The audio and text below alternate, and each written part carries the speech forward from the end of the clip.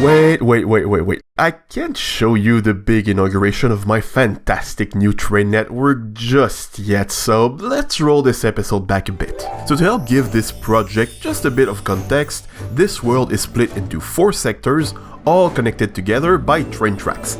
And until today, I'd been driving my own train everywhere I went, like a peasant, which is simply put, unacceptable. So I went back to Sector 1 and built a new factory where I could make everything related to trains, including the trains themselves. For this new factory, I kept azurine as my main block, like everything else in this sector, but to make things a bit different, I used scorcha for the roof and limestone as a secondary color to break the bright blue of the wall a bit. And on the inside, it gave us a lot of space to build everything we needed. So I started on the bottom floor, where I built a steam engine, as well as all the machines to craft train-related stuff. First, we needed obsidian powder, so I put this pump to spit lava right underneath this waterlogged stairs and put a drill to break the obsidian block that will form there. The obsidian then gets thrown into some crushing wheels, producing obsidian powder. But there is a chance that we get the obsidian block back, so I put these tunnels to filter our products, sending the block back into the crushing wheels and the powder into this barrel. So far, obsidian powder is only used to make sturdy sheets, but that might change in the future, so we're keeping a small stock of it, and we're sending the excess into this assembly line where it gets splashed by lava and bunked twice, turning it into the sturdy sheets that we need. And since those sturdy sheets can be used to turn brass casings into train casings, I added a small assembly line that does that automatically. The second machine we needed to build was a train track machine. This one starts out with a cobblestone generator, where some of the cobblestone gets smelted into stone, then cut into slabs with this saw, then sent on the assembly line. And the rest of the cobblestone gets crushed into gravel, then washed to get the iron nuggets that will supply the assembly line. And with just that, we get train tracks.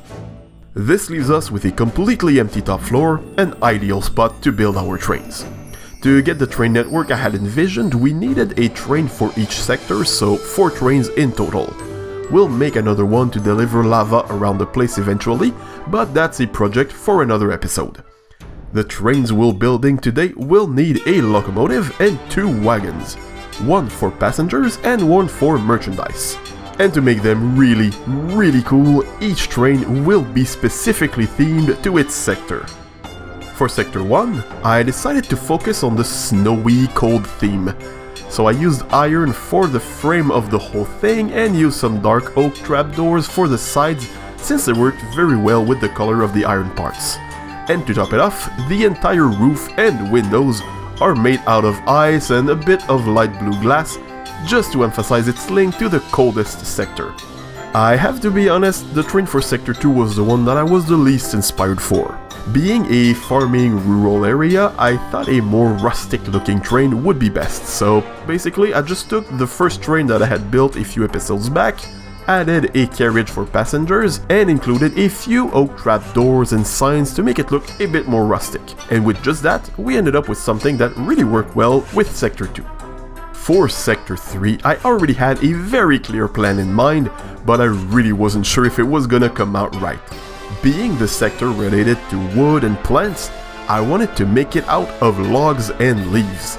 So instead of using holes like for the other trains, I just put some oak and spruce logs and some wooden brackets to round things off a bit.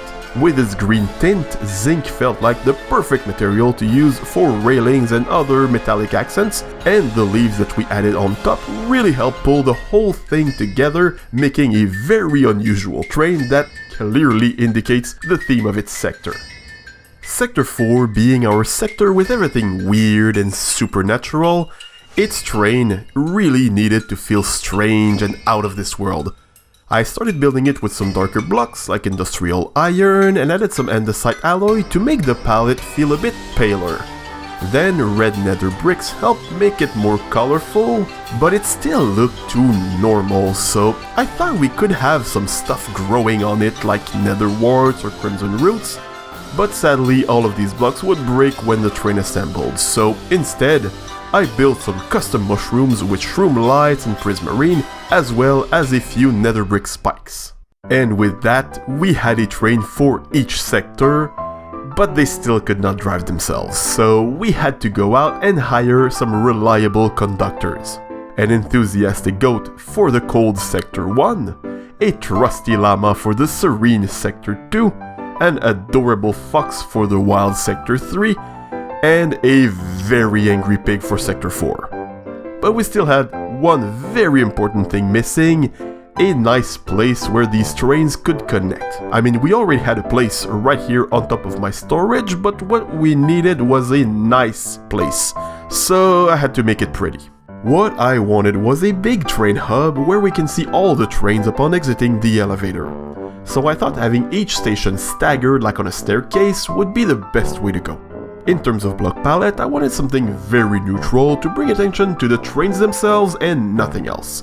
So I kept the mix of limestone, deep slate and then the side that was already present in the elevator shaft.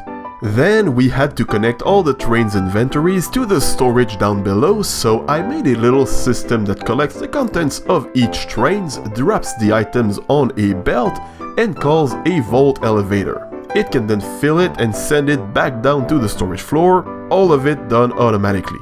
And to send items into the trains, we have this second vault elevator that brings items up. All we have to do is select the sector where the items will be sent, and the rest will all be done automatically. And with that, you are finally up to date with our fully functional train hub. Now we can have an official inauguration.